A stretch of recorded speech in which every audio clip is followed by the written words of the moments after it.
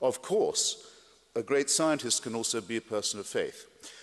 Joseph Priestley, for example, who more or less discovered oxygen as we understand it, and whose laboratory was smashed for profanity by monarchist and loyalist mobs in Birmingham and drove him over to Philadelphia. He was a Unitarian, a great man of science and the Enlightenment, but he believed in the phlogiston theory.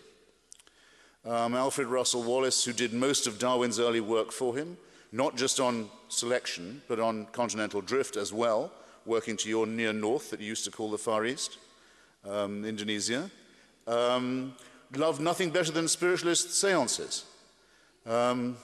Really liked a bit of table turning and table rapping and burblings from the beyond to sweeten his day.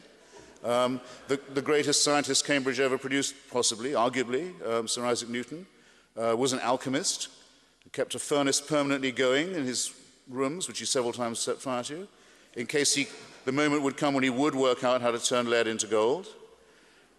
Believed that the Catholic Church was the Antichrist, may have been onto something. Was obsessed with the measurements of he thought it would be better to know the measurements of the original temple than to find out about gravitational theory. Anyway, but a great scientist. It goes on. And there were many brilliant German physicists, rivals and contemporaries of Einstein, working in the same field, who believed that there was Aryan science and Jewish science, and there were two different types of physics. So, of course, these things can coexist, but it seems to me that it's not a matter of their coexistence or their overlap as to whether or not they are compatible, whether or not they're ultimately reconcilable. For example, I'm talking now not just about what people think, but about how. It was a Catholic, not just a Catholic physicist, but actually a man in holy orders, Georges Lemaitre of the University of Louvain, who in the 20s anticipated the idea of the Big Bang, quarreled with Einstein about it, said that he didn't call it the Big Bang, that comes later, he thought of it as the egg from which the universe suddenly burst.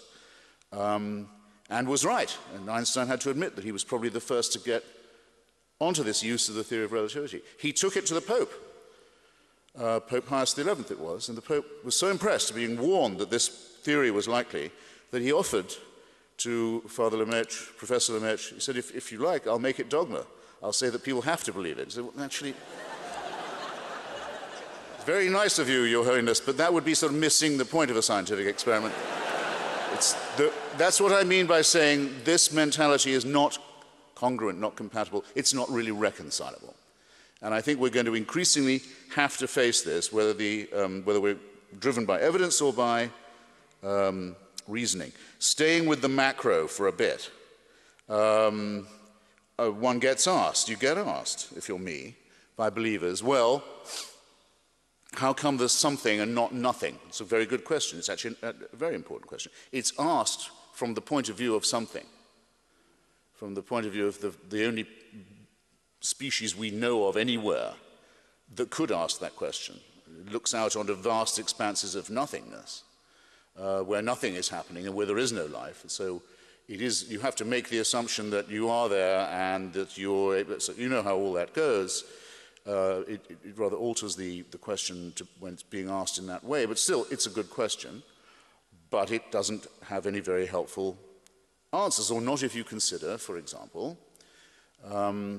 Edwin Hubble was the first to notice that Newton was wrong and that the universe is not just expanding away from itself, the so-called red light shift at a terrific speed, but you would expect this speed in Newtonian terms to be the rate of its expansion, I mean to say, velocity, to be declining. To the contrary, Hubble noticed it's speeding up, it's getting faster all the time. All subsequent experiments have shown this. In fact, if we hadn't discovered the Big Bang when we did, and we were trying for it now, examining the red light, some of that evidence would already have blown past us. If you can get your mind around this as around Sir Martin Rees's imagery of our cosmic future.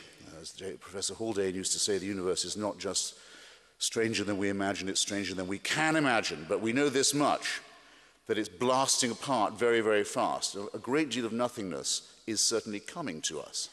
There's an enormous amount of nothingness in our future. And even if we aren't prepared to wait for that or to wait for species change to overtake us, we can see already in the night sky the Andromeda galaxy on collision course with our own. That's certainly going to happen. Whether we destroy ourselves or the sun blows up or not before that, probably not. Collision course. Now, is this part of a plan? You suddenly have to ask yourself. Is that part of a plan? And if so, whose plan is it? That so much nothingness is built right in and is headed straight for us. So anyone who wants to ask the first question has to be willing to consider its corollary question. And the certainty in the second case, unlike the first, of an answer. So if you think that all this is going on in these gigantic fields of gravity and light with you in mind, then you really do have a self-centeredness problem. You might put it another way. I have tried to put it another way. I'll try it on you. Our first speaker tonight said that his people have been around for 100,000 years that we know about. That's certainly true. There is a difference of opinion about how long our species in general has been on the planet. It's a flash of a second in evolutionary time. Richard Dawkins thinks it might be as long as 250,000 years. Look, you make it 250,000. Francis Collins, the man who did the DNA decoding, the Human Genome Project, who's, by the way, another Christian scientist, or rather, a scientist who is a Christian.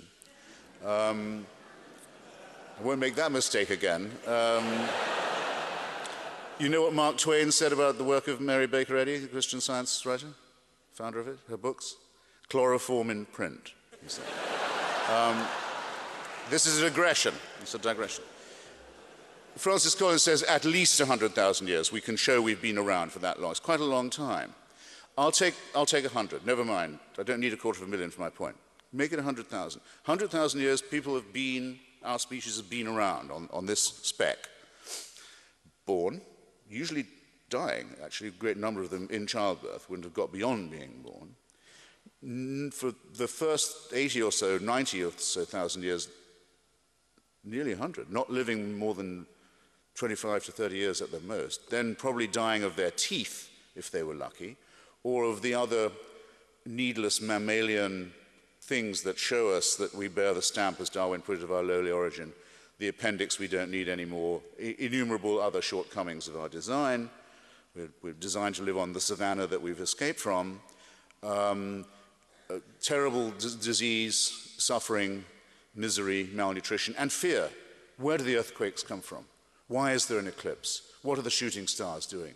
And awful cults of sacrifice to try and ward off what are in fact natural events. And war, and rape, and the kidnap of other peoples and the enslavement of them. All of this goes on, gradually inching up to the point where you can brew beer, a breakthrough in my view, domesticate animals, separate one kind of corn from another. So very millimetrical progress, but terrible struggle, sacrifice, pain, misery, and above all, fear and ignorance. And you have to believe this if you believe in monotheism. For the first 97, 98,000 of this, heaven watches with indifference. Oh, there they go again. That whole civilization's just died out. Well, what are you going to do? They're raping each other again. They're poisoning. They think that the other tribe has poisoned the well, so they're going to kill all their children. All of this. Just watch all that. 3,000 years ago at the most, it's decided, no, we've got to intervene now.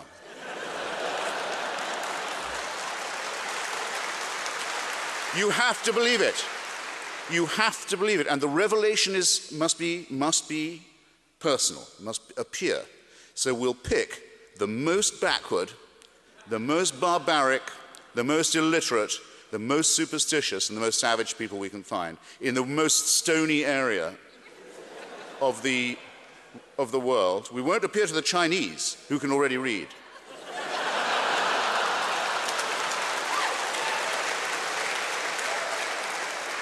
We won't appear in the Indus Valley, where they know a thing or two and they're already, they're very far advanced. No. We'll appear to this brutal, enslaved, hopeless, superstitious crowd, and we'll force them to cut their way through all of their neighbors with slaughter, genocide, and racism, and settle on the only part of the Middle East where there's no oil.